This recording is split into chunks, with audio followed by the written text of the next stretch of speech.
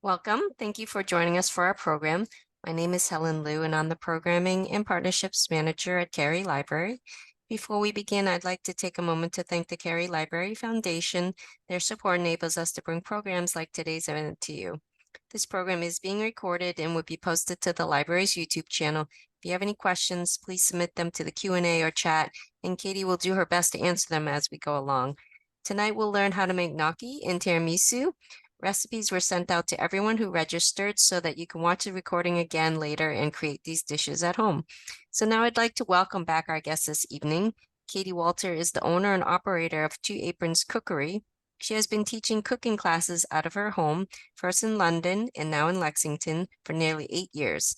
In her past lives, she has done a bit of catering, co-authored a cookbook titled Some Like It Hot, and put in some time at Marica's Test Kitchen in Boston. Katie has done a few programs for us in the past, and you can find them all on our YouTube channel. So now I'm going to welcome Katie. We are so excited to get started. All right, thank you so much, Helen. Thanks for having me tonight. I hope everyone is doing well and looking forward to learning how to make some really delicious Italian food in your own home. So getting the water going for the gnocchi. But yeah, my name is Katie Walter. I live here in Lexington and I own Two Aprons Cookery. So yeah, I teach cooking classes out of my home to groups of people. And yeah, I also do these fun events too for the library via Zoom. So tonight we're going to learn two kind of classic Italian dishes that I'm sure a lot of you have had in restaurants, but you may not have made in the comfort of your own home. So I'm going to kind of break it down, demystify it, make it user-friendly, and hopefully give you the confidence to try it at your own home so you can actually partake. That is the one thing with the Zoom, like this delicious food that it's sad not everyone's around here to eat it, but you have the recipes, and hopefully, yeah, you'll pick up some techniques and be able to make it in your own home. So we are going to start first with dessert, tiramisu. Tiramisu is a classic Italian dessert. It's been around not that long compared to a lot of Italian cuisine, but I think like the 60s or the 70s. But it's a really nice layered dessert. It's a trifle, Italian trifle. And we'll make a custard layer, and then we're going to dip these ladyfinger cookies that you can just buy in the store in a liquid, coffee and rum. And then, yeah, you just stick it in your fridge. And one of the best things is that it's a great make-ahead one. You need to really let it sit for at least 2 hours, if not 24 hours. So make it the day before, make it the morning before, and it just sits and you're ready to go. And it's no baking either. So in the summer, it's really nice. So first thing we're going to do, we're going to take a pan. You can also make these in little individual like glasses. That's kind of pretty, and you see the layers, but you can also just do one big pan. And yeah, since you're going to be serving it in this, it's nice to use a decorative pan. Otherwise, just like an 8x8 Pyrex is fine. So the thing we're going to do is layer some cocoa, and this is just unsweetened cocoa powder.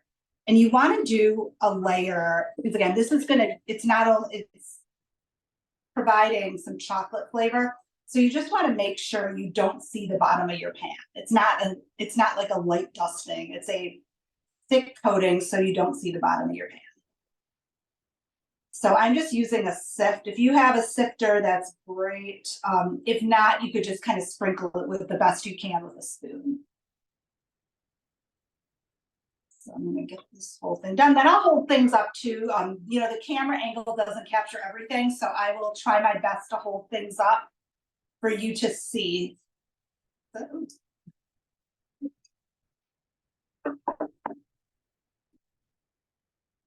dumped a spoonful of it out.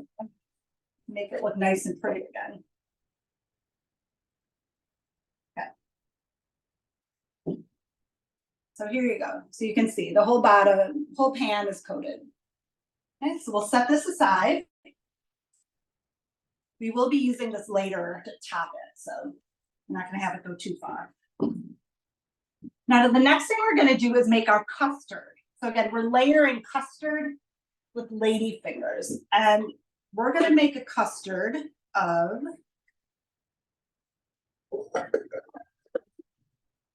egg yolks, mascarpone, whipping cream and sugar. So first we're going to take our yolks. So I'm going to separate these. And I'll save the whites for breakfast tomorrow.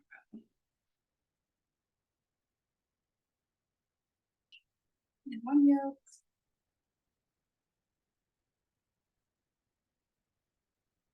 Yeah, and I personally like separating the yolks with my fingers. You can also use the shell and kind of go back and forth.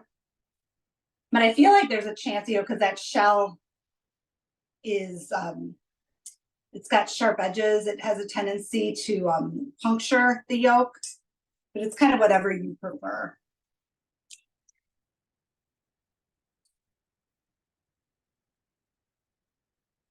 That's 3. And here's 4. So you'll see there's a couple different varieties of ladyfinger recipes. Some will use the egg whites, whip them up. This recipe does not. So again, you can just save them for another use, like an egg white omelet. Okay, let me just wash my hands.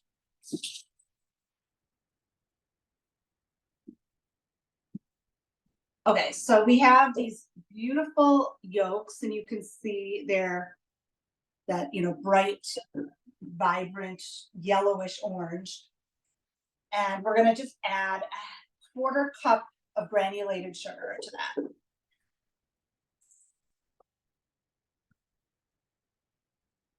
And it's going to get loud for a minute, so I won't talk, but we're going to whip it until it's like a nice pale lemony color. So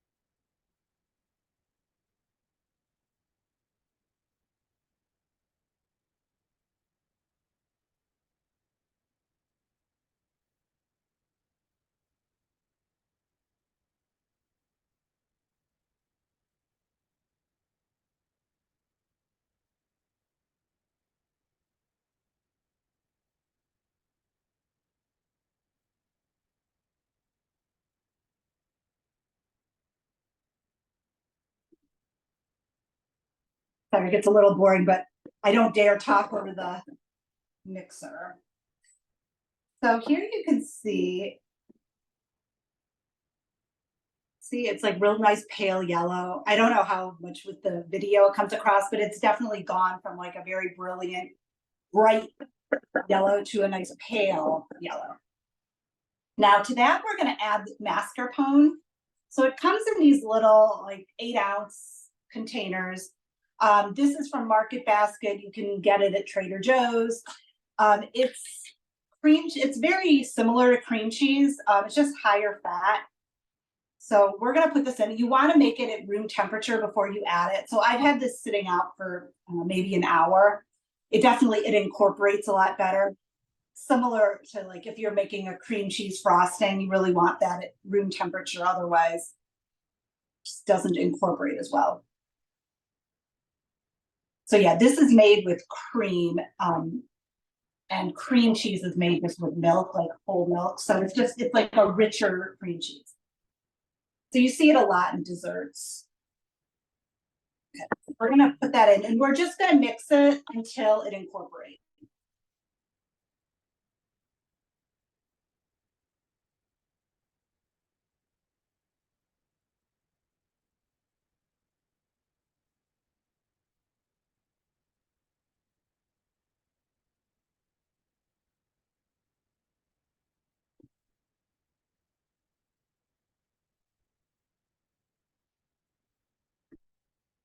So it's basically until you don't see any lumps and bumps. So that's what it looks like, and we're just going to put it in this big bowl.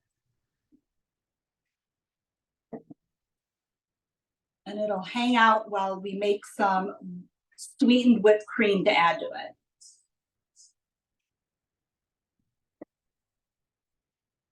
So let me just give this a rinse.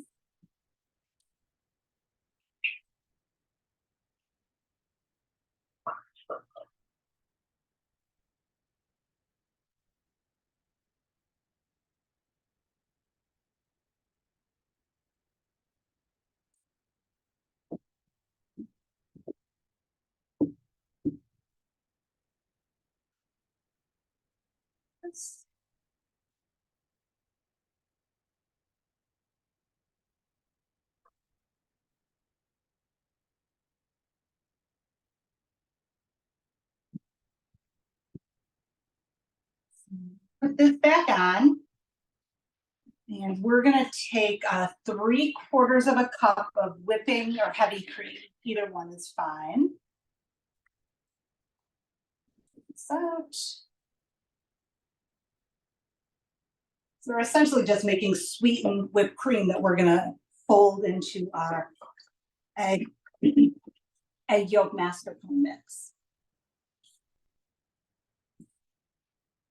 There's our whipping cream. And another 1/4 cup of granulated sugar.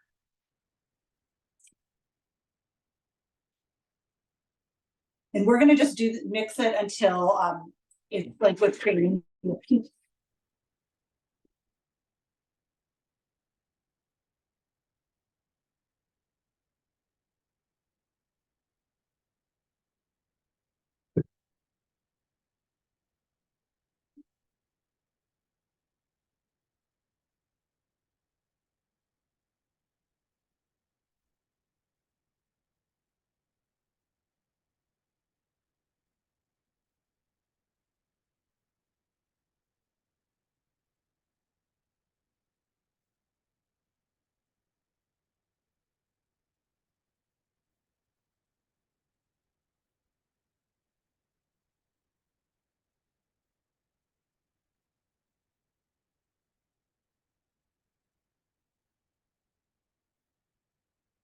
Almost there.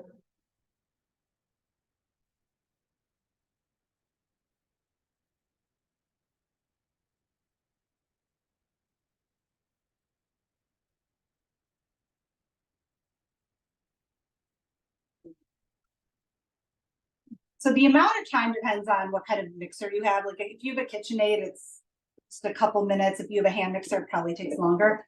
But we want it to form like medium peaks, which is pretty good. See, it stays up. If you do it too much, it makes it a little harder to incorporate. If you don't whip it enough, then it's just too liquidy. So just getting this nice where it stays like that.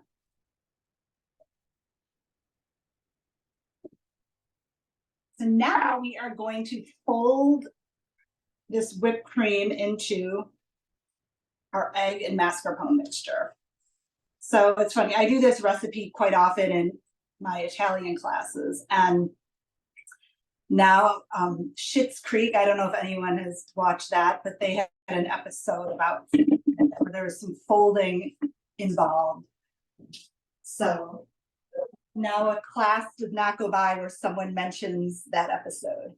So what is folding? So folding is incorporating like two different items together, and you want to make sure, and usually they've been aerated like these, we've been whipping them up, and you just want to gently combine them, and you want to keep that air in it. You don't want to deflate it. So instead of just like, crazy mixing like you might any normal item, you just want to gently do this to keep the air. And you just keep doing this until you don't see any streaks. So, we had this lemony, not the pale yellow egg mixture, and we had the white whipped cream. So you just keep doing this until you don't see streaks of either, until it's incorporated. And that looks good. So now this will be our custard layer.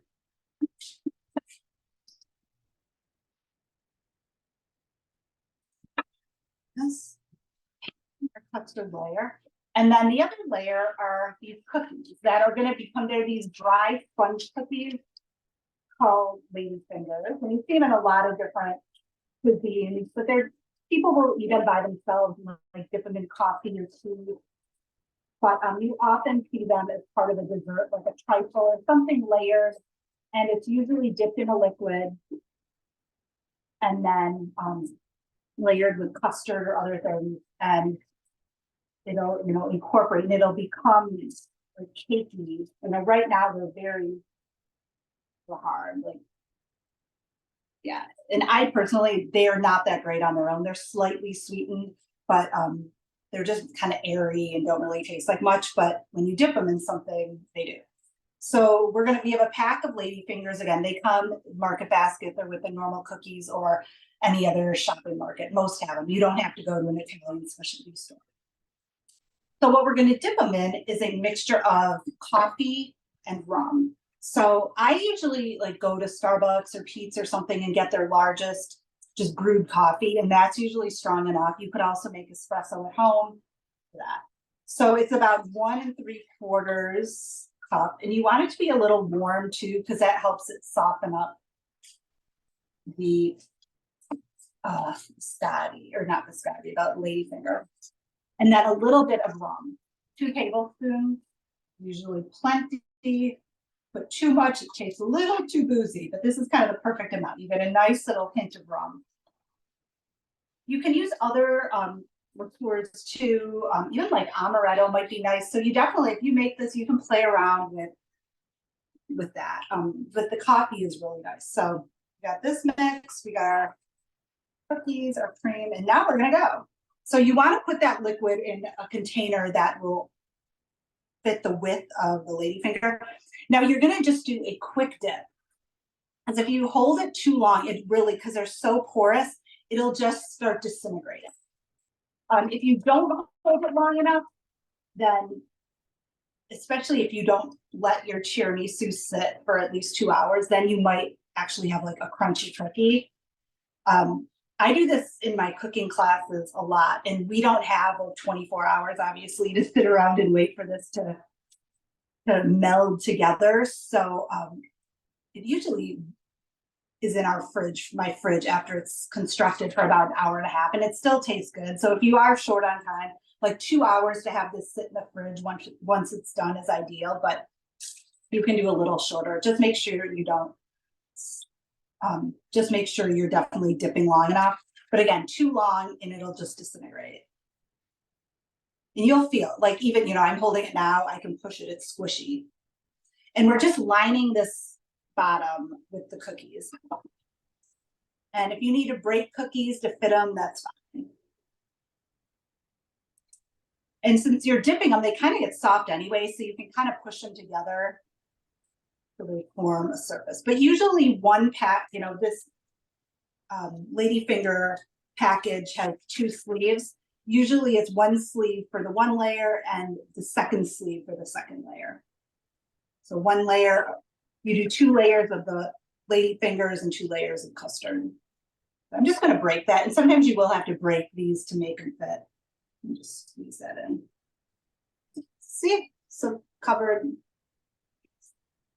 And now we're going to just kind of eyeball this cream in half and put half on that bottom layer, cover it. We had a question regarding, is there any concern for eating raw eggs? So yeah, I mean, if you're not comfortable eating raw eggs, then yeah, this is not the dessert for you. But I personally am fine. Like, I have raw eggs, I get organic, good quality eggs, and I use it, raw in salad dressings and tiramisu. But if you're uncomfortable with it, you could look up. I think there are some eggless recipes for this, so there are some options if you don't want. Yeah, good question.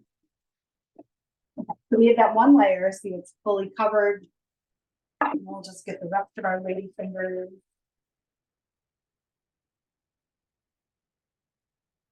I've seen too, if you are concerned, like if you have kids who are going to be eating and don't want to get them hyped up on caffeine or drunk on rum, although they're not going to, it's 2 tablespoons, but you can obviously use decaf coffee. And then the other thing I've seen too, to make it kind of kid friendly, is to use hot cocoa, because you have that chocolate layer anyway. So you're looking for that. I've also seen versions of this that are more summer oriented that use fresh berries. And then you dip the ladyfingers in something else, like not coffee, but like I've seen it with limoncello, although I don't think it's straight limoncello, because like I said, if it's straight rum, it gets really boozy. So it's probably like limoncello mixed with other stuff. But yeah, if you're curious, you can look up. There's a lot of different variations on this where they, other than this class standard.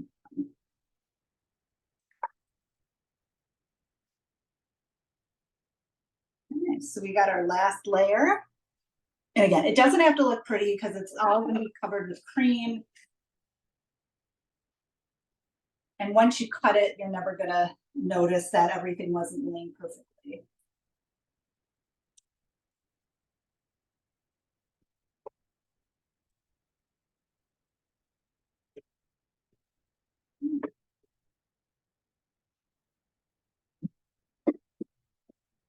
Spread this out.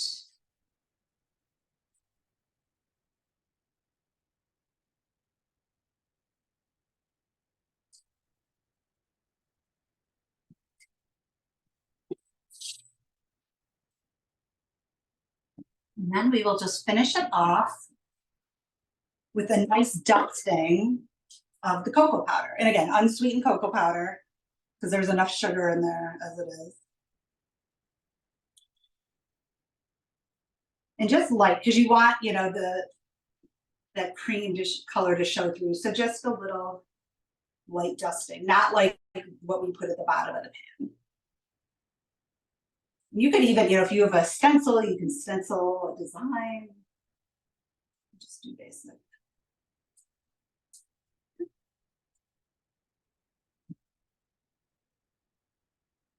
Yeah, this is what it looks like. That looks gorgeous. And then I'm just going to stick it in the fridge. Normally, I'm not going to cover. Normally, I'd cover it with plastic wrap, but I'm going to take this out at the end of class and slice it up so you can see it. So I'm just going to put it in. So again, it goes in the fridge for ideally at least 2 hours up to 24 hours.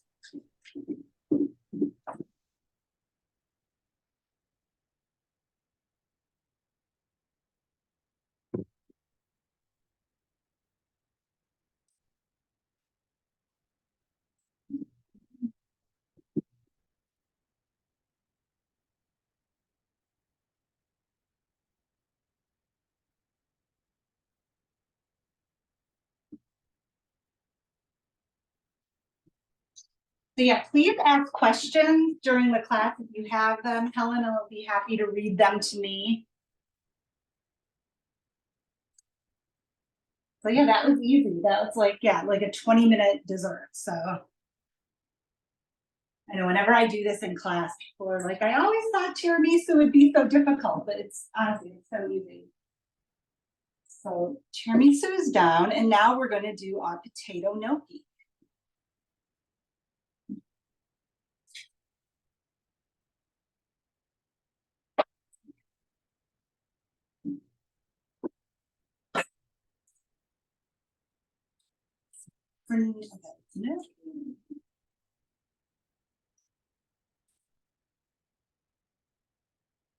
Okay, here we are. So I'm sure most of you have probably had gnocchi at some point. These nice little dumplings, Italian, obviously, dumplings. And the ones that are most popular are made with potato, and that's what we're going to be doing today. But it's, yeah, potato with a little bit of flour, sometimes egg. I will be using egg to bind it.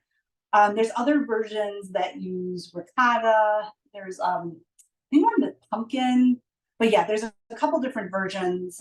There's a French version that uses just flour and butter and something else. It doesn't use potato, I know that. So yeah, there's a couple different versions, but they're essentially these nice little dumplings that are supposed to be like very light and airy.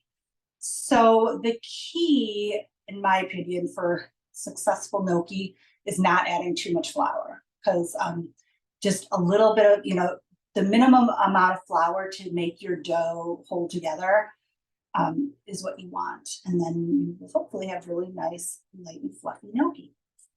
So we're gonna make the gnocchi and we're gonna serve it in a this little sage butter sauce. So that's a very classic sauce for it. It's very easy to make. Again, it's just a stick of butter, a bunch of fresh sage leaves, but you could also put it with your favorite sauce, like a marinara, a bolognese, a pesto, just like Parmesan and pepper. Yeah, there's many different options and it works well with all of them. The other thing with this recipe too, you can make it to the point where we roll it out and cut it. But then instead of making it all at once, if you don't want to eat it all in one night, you can freeze it and then you can just boil it from frozen. So, and really it cooks. The ones we're going to make tonight will cook up in about 2 or 3 minutes. The frozen ones are probably the similar, maybe like a minute longer. But yeah, they cook up super quick. It's easy to tell too that they're done. They just float to the top. So it's really, it's pretty dummy proof. You're not, you know, oh, is it tender enough? Yeah, if it floats, it's ready. And then you toss it with the sauce. So again, these are these light and fluffy dumplings. So and potato is the main ingredient in them.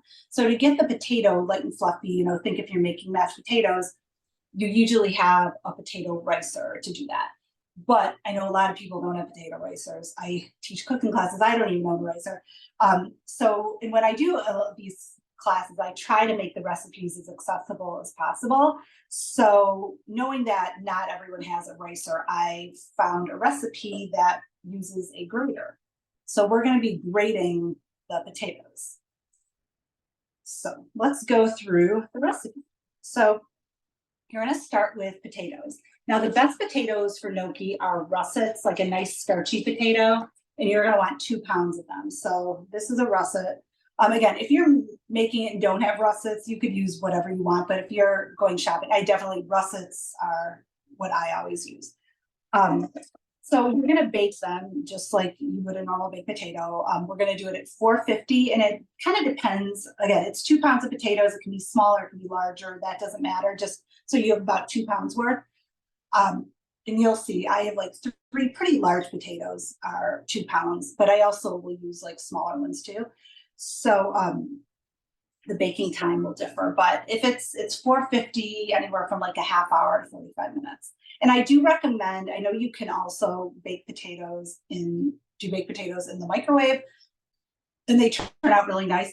With this, it helps to have a firm skin because when you grate it, that skin is what's going to kind of protect your skin from the grater. So I like doing it in the oven because the skin ends up a little more substantial, a little firmer, crisps up a bit, so it protects your hand more.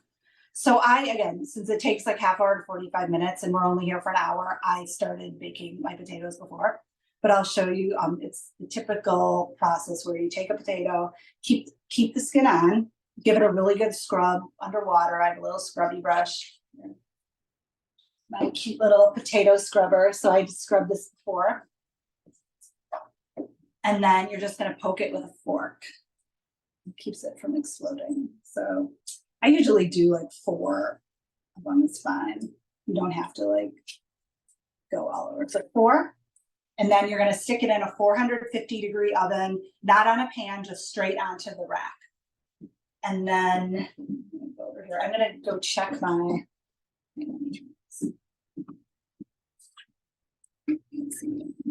okay. So I'm going to check the potatoes I put in earlier for doneness. I love using a skewer to check for doneness because sometimes if you're just using a fork or even a knife, if you just poke in a little bit, you're like, oh, it's nice and soft. But then it needs to go all the way through because that middle sometimes is not done. And especially for this gnocchi, if the whole potato isn't baked all the way through, it's going to be hard. And then you're going to have these lumps in your gnocchi, which is not what we're going for. So if you have skewers around, I love using them because yeah, they're long enough to go all the way through. So I'm going to just go to my oven here. Oh, great. All the way through.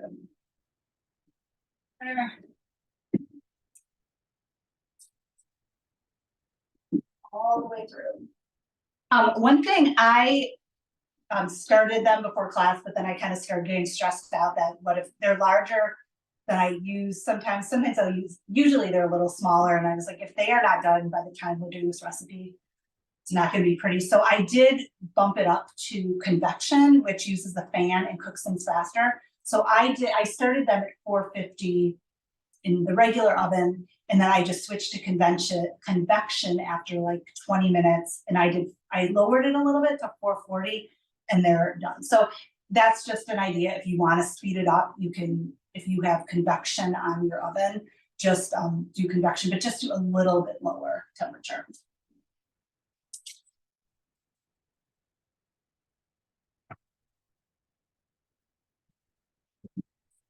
About.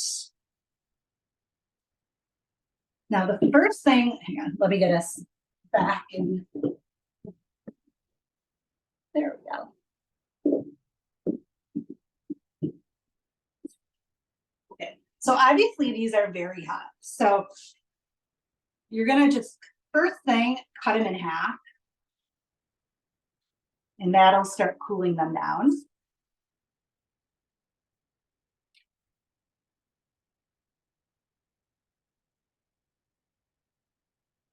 And when you grate them, obviously you don't want to burn your hands, but you also want them to be a little bit warm because it helps get the dough with the dough. So we're gonna let these sit for a sec. The other components of the dough, we're gonna have the grated potato. We're gonna have 1 egg. So I'm gonna just put that in. I'm gonna put this on right now.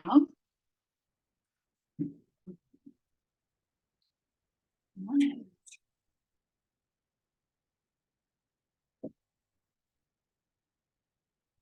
1 egg. Just gonna use that same fork that I used in the potato.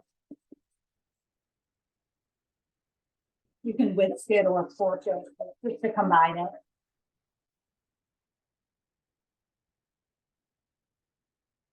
Okay. We're gonna add a teaspoon of salt.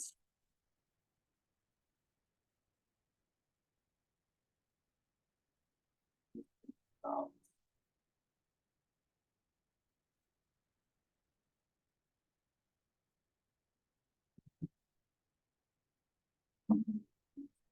Just to mix it. Okay. So let me see if I can start. These are cool enough. I'm gonna just grate them on a plate. I'm not gonna put them with the egg right now because it's hot enough that it might scramble the egg. So we're just gonna do it on a plate. And you just take a grater, you know, you have the multiple sides. I use the medium hole. There's your, this is your large hole. That's the really fine, like grating Parmesan. So it's the medium one. And fold it in the palm of your hand. Really. And if you get pieces of the skin, just you can set them aside, or you know, they can be in there. It's like little enough. It'll have a little color, so it won't be that perfect white pillowiness, but and then yes, then you just do it till it's on, like pretty much all the flesh, the potato is gone. God, these are hot. It's and all this cooking, I call it asbestos hands. My hands are numb to it. But yeah, and you can save these for potato skins the next day. My little treat tomorrow. That's such a great idea, Katie, to grate with the skin on. Yeah, it's so, yeah, it's really, it, because honestly, my hand is not that, I mean, I just got in touch with like the flesh that is really hot, but the skin is really not that bad. So, and it's, you know, especially because I did convection, it kind of, that tends to brown things. So it's very firm. So I'm not really worried about grating my fingers. So you can see we have these nice, really like riced, almost, you know, riced potatoes. So yeah, this recipe makes, it serves like 4 for dinner. So, you know, you can always double it. I've made it in classes and doubled it. you have a lot of people. But this is often in Italy. They won't do like the pasta as their main. They'll just have a little bit as like a as an appetizer, like a second course. So you tend to see this served because in like smaller portions, but you can definitely make a dinner out of it too. So when I do this for my classes, we start with a tomato bruschetta, and then we'll do a roast broccoli, and we do it kind of at a high temperature, and it crisps up, gets some nice color on it, and then we make a gremolata, which is an Italian condiment of lemon, parsley, and garlic. And you don't bake the broccoli with that condiment, but once it's done and you're ready to serve it, you toss it with it, and it's very vibrant. So that's a nice side dish for this, just some broccoli of sorts or a salad. Okay, so that's all grated. That's our potato. Okay, so we have our eggs and salt. Now we're going to add these in, and I'm going to make sure it doesn't sit. As long as I'm mixing it, I'm not going to worry about the scrambling, but I wouldn't just like set these in and then go away and like wash my hands, because when I can't come back, it might be scrambled. So we're going to just mix that.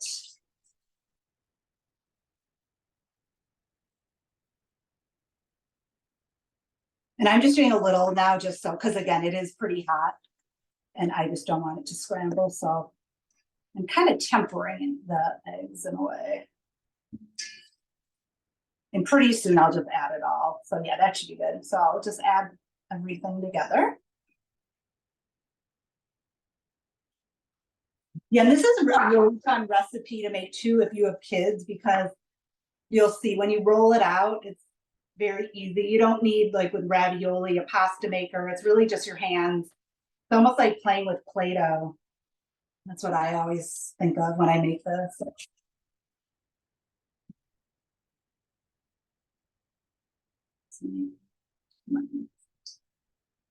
Okay.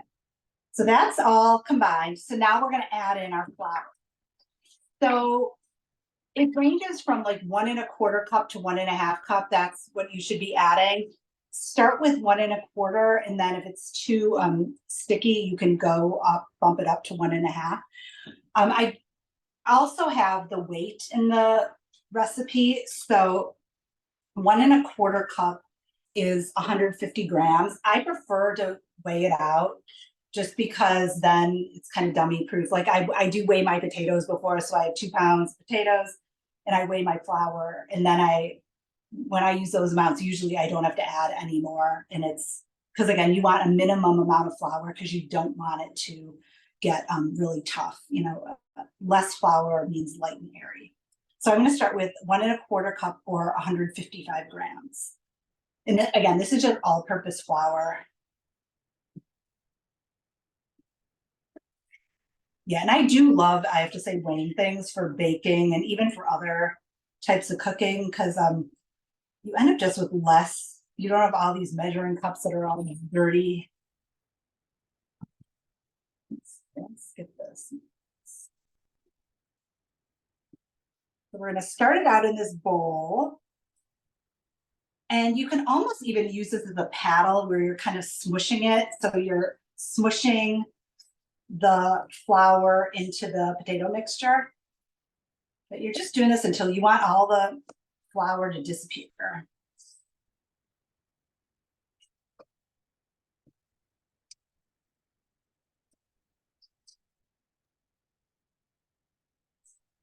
Okay, and when it's almost all disappeared, we're going to dump it on the counter. So we're going to flour the counter. So let me get, this is my flour.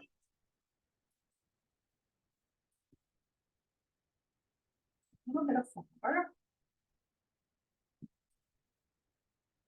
And this, you want to make sure you have a nice clean counter too when you're making your gnocchi, because the dough will pick stuff up. I know when I do my broccoli before this, we always clean up, but there's always like a little piece of broccoli that ends up making a parsley, you know, so.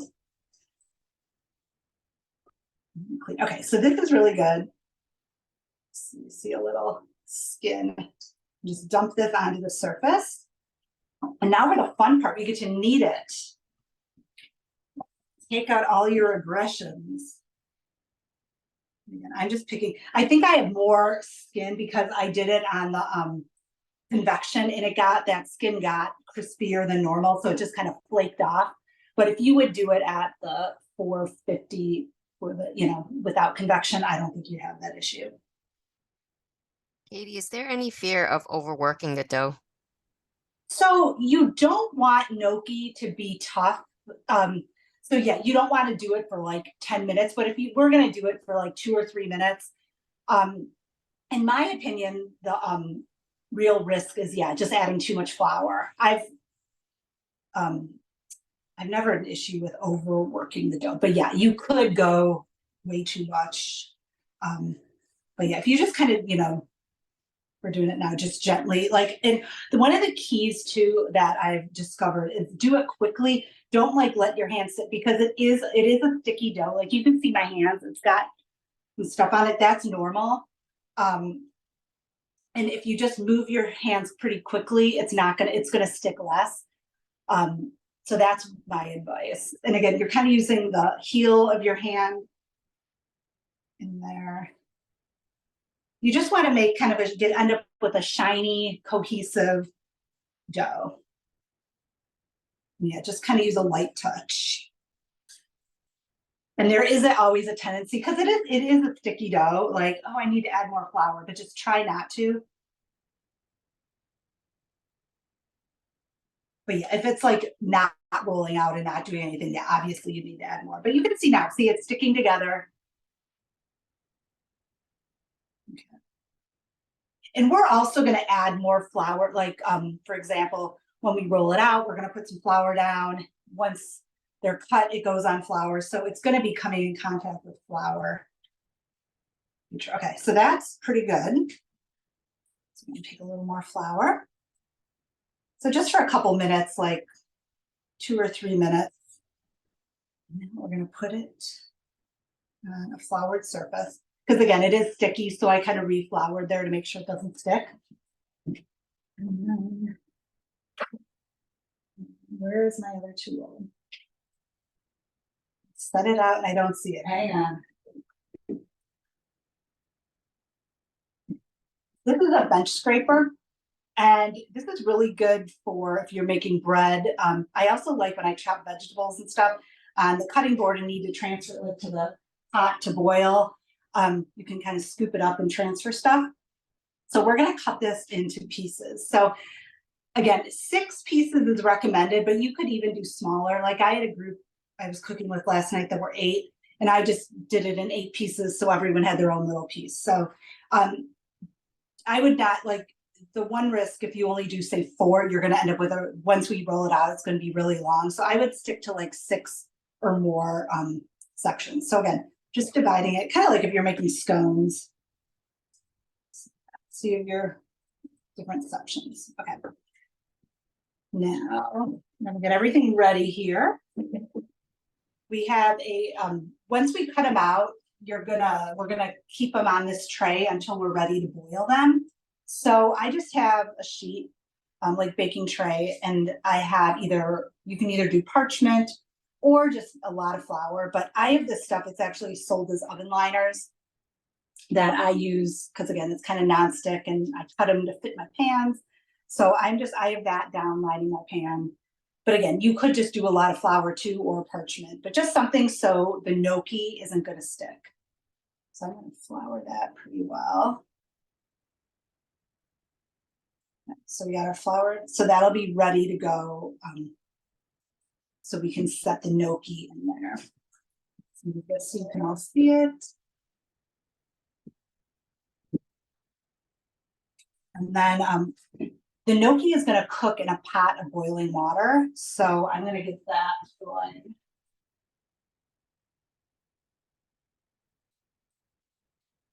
I'm going to just wash my hands because they're coated with dough.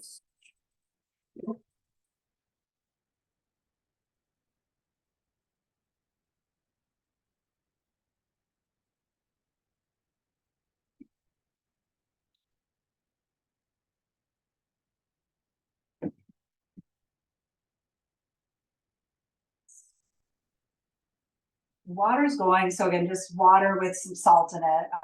Salted water I always use for my pasta because that salt will give it some flavor. And yeah, it's not, I put probably like the equivalent of one like heaping teaspoon, and that's a pretty decent sized pot. And that'll make sure it's got nice flavor, but it's not going to taste like too salty. So, but yeah, salted water definitely helps add some flavor to the pasta. So now for the fun part, we're gonna roll out our gnocchi. So again, a little bit of flour, not too much. Too much flour can actually, you need a little bit of friction when you're doing this so they roll out. Otherwise, you're just kind of going back and forth and nothing's moving. So we're going to take one of our little sections and in your hand, just make a cylinder. So start it out in your hand. Cylinder. Oh, then we're going to set that down. And you're just going to kind of apply pressure and work out. And again, if it's just sticking too much, like I'm going to add a little more flour. Yeah, and I always put that extra flour in like a little ramekin, so I'm not sticking my dirty hands back in the flour container. And you're rolling it until it's about like 3/4 of an inch. So it's about like the width of like my finger, maybe a little beyond. And you can use, get out your ruler if you want to be exact, but you're looking for about roughly finger. And don't be like with a lot of dough, you stretch it out and let it contract. So don't be frustrated, but just use pressure. If you're just going at this lightly, nothing's going to happen. You need to use a little bit of pressure. See, we have our nice snake, and then using that bench scraper. And again, if you don't have a bench scraper, just use a knife. We're going to cut these into little like 1-inch pieces.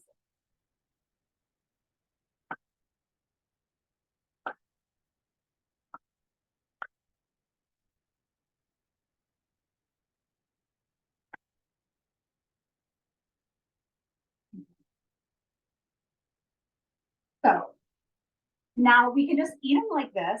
Like it's perfectly fine. Kind of looks almost like a little bow tie sometimes. Just like a little small in the middle. But you could also make ridges on them. So this kind of makes it nicer. And the thought is that having the ridges will pick up the sauce. So you have a little more sauce when you bite. So this is the tricky part. And I have a link to a YouTube video in the recipe. So when you go to make this, if you start trying to do this step and you're like, I don't get it, it does not make sense, watch the video and it will help. So it's kind of a strange thing. So you use a fork and you take your gnocchi, put it on there, and you kind of press it out with your thumb. So it's almost like you're flattening it, and then you curl it over. And that's what you end up with. So it just, I know when I first started doing this, I'm like, what? It feels strange, but like that. And you want to make sure, these were on a floured surface. If you start doing this and it's sticking, just put a little flour on the fork, but hopefully your gnocchi just has a little flour from being on the counter. So again, press and roll. So yeah, so that's optional. Like if you want to do it, do it. If you just want to have them as it is, that's fine. I'll do a couple. I'm not going to do all of this because it gets a little repetitive. But this is fun. Again, if you have a group, like you can give each person their own little section. They can roll it out. They can cut it. They can fork it if they want. And again, if you did not want to eat all of it tonight, I would suggest roll it all out, cut them into the little pieces, and then just freeze it. And to freeze it, if you have a freezer that is big enough to accommodate a sheet like this, just lay them all out in a single layer, put it in your freezer. Once it's frozen, which should take an hour-ish, then you take it out, put them in a plastic Ziploc bag or just an airtight container, and then let them sit in that. But yeah, you need to freeze them first before you can obviously pile them up or they'll mush together. But yeah, they're great thing to make ahead and have frozen. So again, we're making our cylinder, putting it down. If you freeze them, Katie, how long will they freeze for? You Or know, how long will they keep for? that is a good question. I would say at least a month. I'm not positive. Let me see if I have that in my notes. Yeah, I don't have the time, but yeah, I would say at least a month, if not a couple months, would be my guess.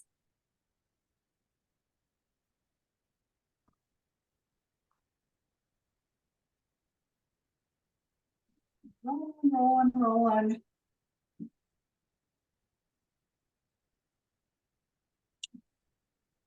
Good.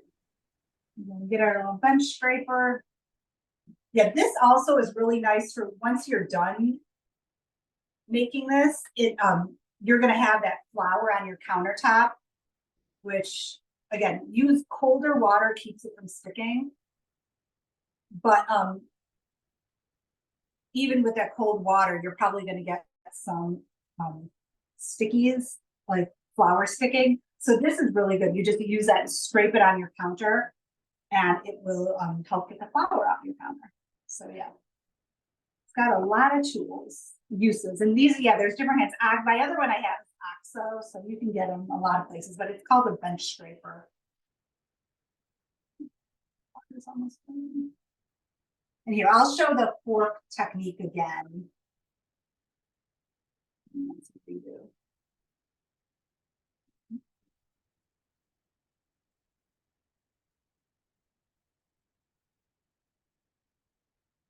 You know, again, these are very forgiving. Like I do classes and, I have like 5 different people doing them and, everyone's shape is slightly different. They're not using rulers and they all boil together and they all turn out great. So it's a fun, low stress.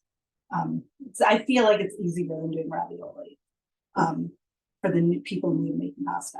So again, we're going to try that fork technique again. So we'll take it, press it, roll it over. Roll it over. Okay. That's it. So now our water's boiling. So we're going to cook these and we're going to get our sauce going. So I am going to move this over here so you can see. That is an aggressive boil right there. Okay. Turn it down a little bit. So we're going to get our brown butter sage sauce going. So again, I have a stick of butter. I'm using unsalted. If you have salted butter, you could use salted too, because we are going to end up adding some salt, right? Either one, but it's one stick. Put on with medium heat. Let that melt. Well, that's going. I'm going to take these fresh sage leaves.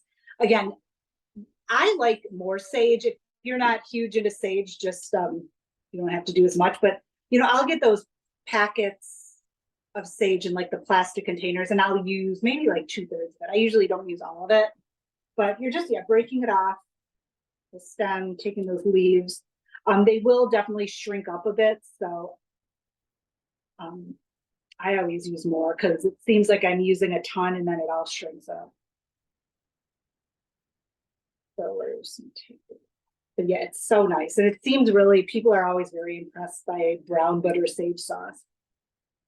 And to get the brown butter, yeah, we're just heating this up. And yeah, once the butter's melted, we'll add the sage to it.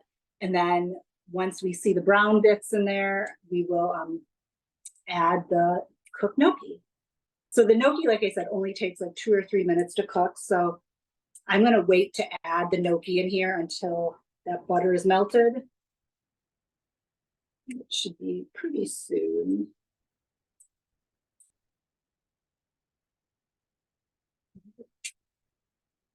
You can't see my pile of sage right now. You will in a minute though. So yeah, any questions right now before we start cooking? Oh, I think we have them all answered so far. All right, so here, this is our sage. So this is what I'll put in there.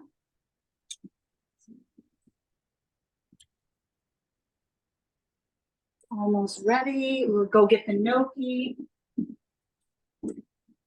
Now, the one thing, transferring the gnocchi, again, because, you know, they're pretty doughy.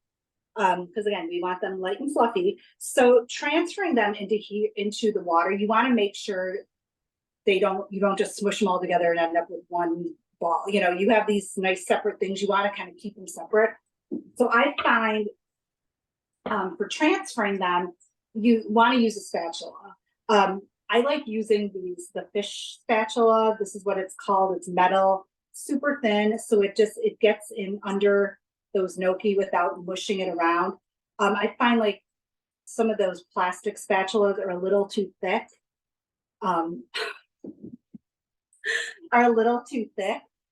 kind of mush it. So if you have a metal or a thin spatula, you could also use, hang on, like a cake server too, because that's really thin. So just my suggestion. Okay, cool. So this is good. That's almost melted. We're gonna get this in here. So see, I'm doing like 3 or 4 at a time. Again, just dumping it in the boiling water. And if you are doing the whole recipe, depending on the size of your vessel, I would, like, if you have a lay-through set like this size, I would do like half, do it in 2 batches, boil in 2 batches. So half the gnocchi in 1 batch, half of it. Someone just wants to know what's the name of your cat. I know, I saw that. That's so funny. His name is Moomer. Yes, he's a tuxedo cat. He's very affectionate. So that's going now, okay. Bubbling, awesome. And I just gave it a stir just to make sure it's not clumping together. Butter's melted. I'm gonna put in the sage. Put that up. It's bubbling. Smells amazing.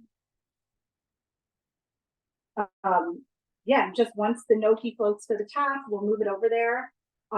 We're also going to add some of this cooking water into the sauce as well, because that nice starchy water, I'm sure you see a lot of pasta recipes, is pretty common. Save a little of that water and then add it to the sauce because it just thickens it up a bit.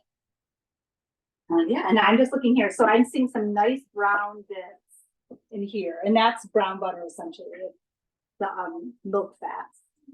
I think that's the size. But I think it's the milk fats, the brown, but you can just see little brown specks.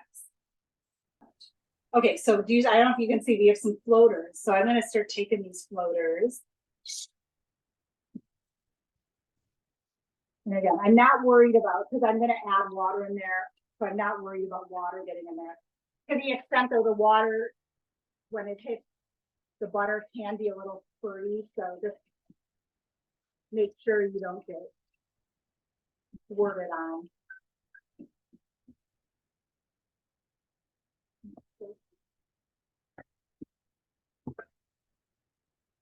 Yeah, and shake the pan too, because sometimes that gnocchi wants to just stick the pan. We got all those. And then we'll just add, again, and we could, you know, all the gnocchi would go. This makes enough sauce for all the gnocchi. Just a little bit of water.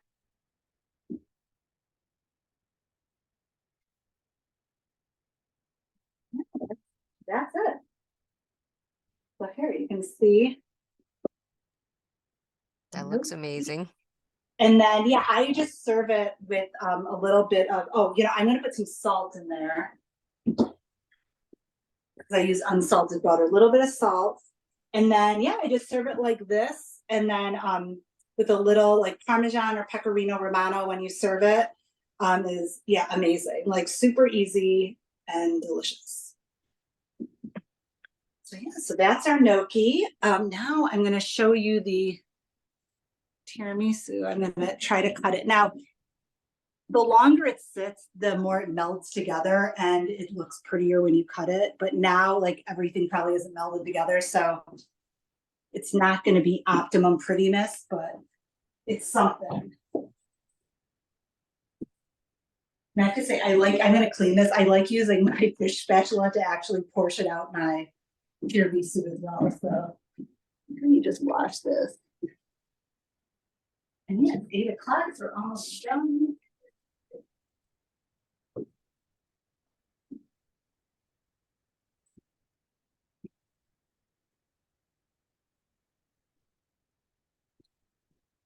Okay, so tiramisu.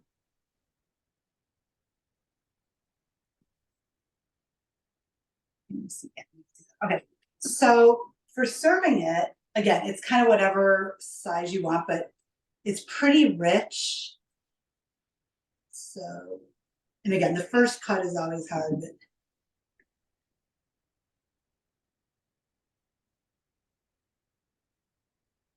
yeah, so if you can see some layers in there, and that chocolate really comes through at the bottom. Like you can definitely see the chocolate. Yeah, that's it. And so if you want it a little fancier, and again, once it's chilled, it kind of will hold its shape more. This is just kind of all falling, but at least you can kind of see the layers. If you want individual servings, you could just, like I was saying, put it in like glass, cute little glass bowls. That looks really pretty. And then, yeah, when it's time to serve, you're not having to worry about like cutting for everyone. So, yeah. So yeah, so that is tiramisu and potato gnocchi with brown butter sage sauce. Well, thank you so much, Katie, for letting us be a guest in your kitchen and watching you cook these amazing dishes. And we look forward to trying it. Thank you Yeah. again. Thank you, everyone, for joining us tonight. Yeah. Thank you, everyone.